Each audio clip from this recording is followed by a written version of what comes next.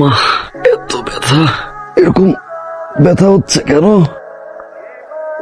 ব্যথাটা প্রচুর পরিমাণে বাড়ছে। কি অবস্থা শায়ান, ব্যথা কমেছে?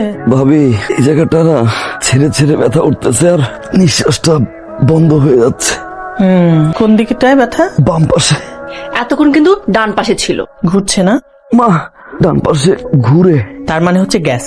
শোনো, কোনো অসুবিধা নেই। সোহা তো ওর মায়ের বাসায় যাচ্ছে, কালকে তোমাকে নিয়ে ডাক্তারের কাছে যাব। না ভাবি, এরকম বাজে সিচুয়েশনে কেউ যেন মায়ের বাড়ি না যায়, নিষেধ করো। কখন একটা অঘটন ঘটে যায় তখন তো শেষবারের মতো দেখতেও পারবে না। সোহা, আজকের দিনটা থেকে যাবে, কালকে যাও।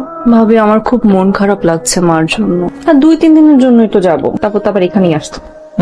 মাঝে মাঝে আসলে এরকম যাওয়া উচিত। লং ডিস্টেন্সে আর অভিমান করে গেলে তো রিলেশনটা আরো স্ট্রং হয়। আচ্ছা, তুমি থাকলে কি করে 7 দিন বলো তো? আমি তো 3rd ডেতে বাপের বাড়ি চলে গিয়েছিলাম, 1 মাস ছিলাম। ফাজলামি করো ভাবি, 1 মাস থাকবে মানে? থাকলে প্রবলেম কি? সমস্যা, আমার সমস্যা। ও আমার কাছে না থাকলে আমার সমস্যা হয় ভাবি। মা, ও মা।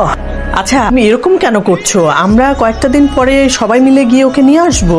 না ভাবি, সবাইকে দরকার নেই। কিছু মানুষ থাকে ফোনে একরকম কথা বলে, বাস্তবে গিয়ে অন্যরকম দেখা যায়। এগুলো কি মানা যায়? মানা যায় না বাবু, বউ মানা যায় না। এরপর থেকে মিথ্যা বলার আগে আমি 10 বার ভেবে নিব, বুঝছে? তাও বান্দা মিথ্যা কথা বলবে। শায়ান, তুমি ঠিক হবে না। আমি তো মনে করেছিলাম বিয়ে শাদী হলে তুমি চেঞ্জ হয়ে যাবে। কি এসব? থাক, গাড়ি রেডি আছে নিচে, ব্যাগ ট্যাগ নিয়ে নামো। ভাবি কই যাও তুমি? বুঝাও ভাবি, তুমি বুকে ব্যথা। একটা শাড়ি নিও, একটা এতগুলো শাড়ি কিসের?